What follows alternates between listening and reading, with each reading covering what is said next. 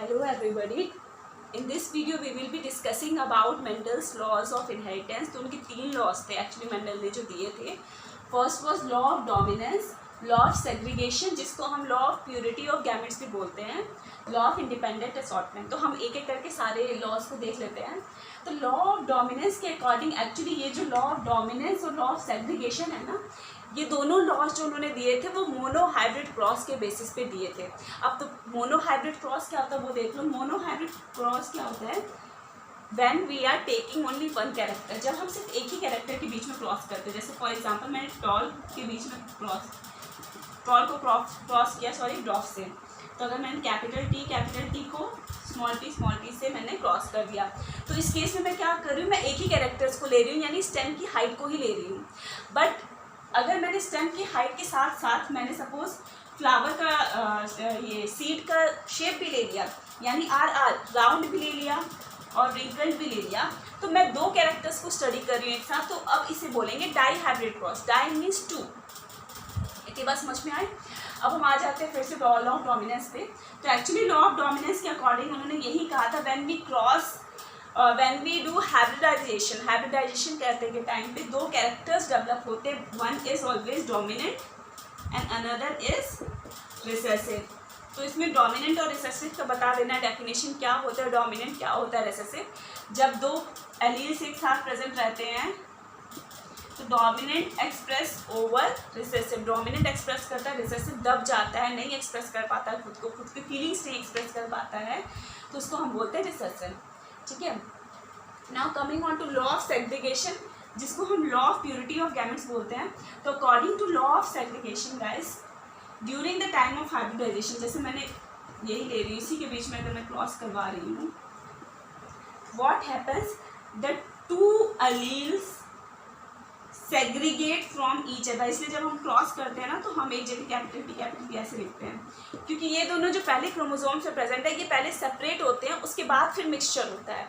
बात समझ में आ रही है. ये सेपरेट हुआ यहाँ पे, ये सेपरेट हुआ यहाँ पे, सिमिलरली ये दोनों भी सेपरेट हो जाएंगे यहाँ पे. अब फिर इनके बीच में पॉसिबल कॉम्बिनेशंस देखे जाते हैं.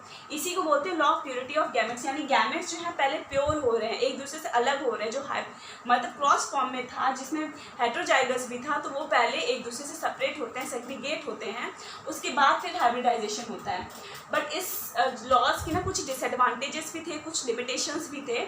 तो लिमिटेशंस ये थे, ये जो सारे ये जो लॉज ऑफ सेग्रीगेशन की हम बात कर रहे हैं ना, ये सिर्फ और सिर्फ डिप्लॉयड ऑर्गेनिजम्स में अप्लाई करता है, जिसमें क्रोमोसोम्स पहले हैप्लॉयड बन जाते हैं. जैसे सेक्सुअल वाले तुम लोगों ने देखा था ना, मियोसिस वाले स्टेज में सेक्स क्रोमोसोम्स पे अप्लाई करता था.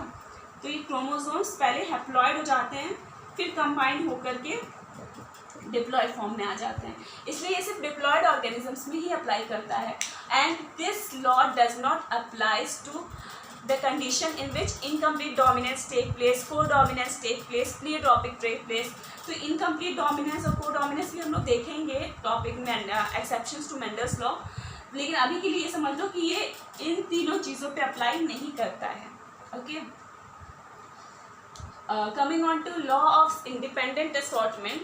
तो according to law of independent assortment, ये वाला जो लॉ है ये डाई हाइब्रिड क्रॉस के ऊपर बेस्ड है. तो according to this law what happens when we are taking 2 characters. जैसे मैंने 2 कैरेक्टर्स ले लिया. ओके. तो इस कैरेक्टर्स की जब भी मैं क्रॉस करवाऊंगी तो 1 character will not effect the other character, यानी इसमें दोनों ही डोमिनेंट है ना, तो ऐसा नहीं होगा कि ये कैपिटल टी इसको अफेक्ट करेगा आर को. बात समझ में आ रही है. जैसे कैपिटल टी स्मॉल टी के केस में ये इसको अफेक्ट करता था ना, ये खुद डोमिनेंट हो जाता था इसके ऊपर, तो टी ही हो जाता था. बट इस कंडीशन में जब डाई हाइब्रिड हम क्रॉस लेंगे तो 1 characters will not affect the other 1. ठीक है. तो इसीलिए बोलते हैं कि दे आर असॉर्टेड इंडिपेंडेंटली, यानी इस केस में जो हाइब्रिड फॉर्म होगा वो एक दूसरे को अफेक्ट नहीं करने वाला है. ओके. इसका भी क्या लिमिटेशंस था कि ये जो जीन्स है ना,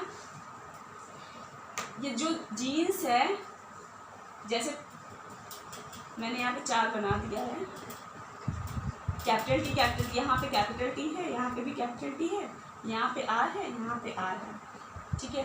अब ये देखो, ये चारों के चारों जो जीन्स है ये अलग क्रोमोसोम से प्रेजेंट रहेंगे, तभी ये law of independent assortment allow कर पाएगा. लेकिन अगर इन केस कि भाई आर इसी में प्रेजेंट हो गया, उस कंडीशन में ये जो लॉ है वो फेल हो जाएगा। तो ये इसका लिमिटेशंस है कि ये हाइब्रिड प्रॉपर्ली बन नहीं पाएगा, फिर एक दूसरे पे इफेक्ट भी करेगा क्योंकि एक ही क्रोमोसोम पे प्रेजेंट है। तो ये इसका लिमिटेशंस है। तो गाइस ये 3 लॉस थे लॉ ऑफ इनहेरिटेंस, मेंडल्स के लॉस के। इसमें कोई डाउट हो तो मुझे बताना। नेक्स्ट वीडियो में हम एक्सेप्शंस देखेंगे लॉ मेंडल्स लॉ की, और डाई हाइब्रिड क्रॉस का भी रेशियो वगैरह देखेंगे। Okay, thank you.